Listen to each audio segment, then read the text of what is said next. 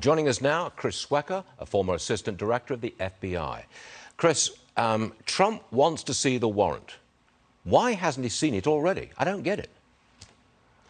Yeah, by law, they have to leave an inventory at the scene of what they took, a receipt, if you will. They should leave a copy of the face of the warrant, not the affidavit that supports it, which tells the story of the probable cause that supported the affidavit, but the warrant itself, which would be revealing in some sense because it would say what they were looking for. So I'm not sure why they're not releasing that themselves right now. But there's going to be a hearing, as I understand it, as to whether this warrant will be unsealed. I am surprised DOJ has not made some sort of statement. The Attorney General guidelines allow for that. They could do it. They just don't seem to want to. Why don't they want to? That's intriguing, really. I know they keep coming out and say, well, we never comment on an ongoing investigation. But this investigation is absolutely unique.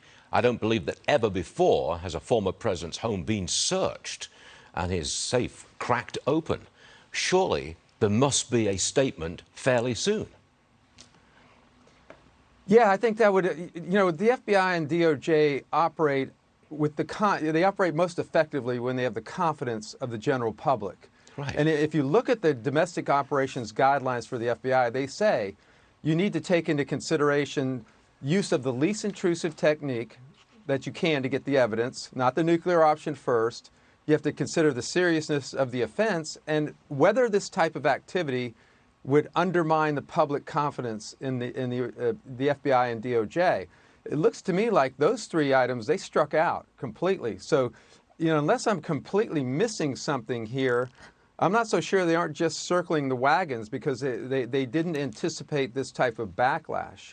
And I'll also take issue with how this was done, Stuart. I mean, they didn't have to go in with sirens and flashing lights and ninja warriors, and they could have just gone in with, if they felt like they had to do this search, gone in quietly at 6 a.m. with three SUVs and agents in suits and quietly gone about their business without all the fanfare. That just was totally unnecessary. Yes, and the look when you see those guards blocking the entrance, holding machine guns, that's a very unfortunate look in a democracy, in my opinion. Chris Swecker. Indeed it is. Thanks very much for being with us, Chris. We hope to see you again real soon. Thank you, sir.